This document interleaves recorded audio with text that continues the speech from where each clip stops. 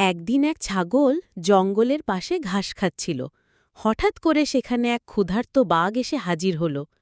বাঘ বলল, তুই এখানে কি করছিস?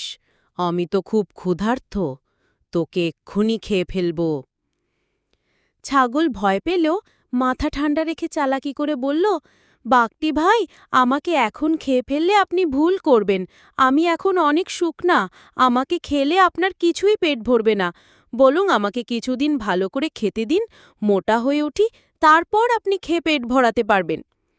বাঘ একটু চিন্তা করে বলল, কথাটা ভুল বলছো না।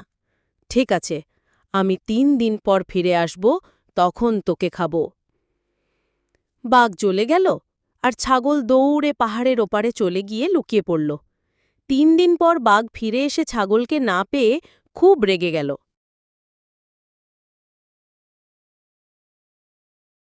একদিন এক ছাগল জঙ্গলের পাশে ঘাস খাচ্ছিল।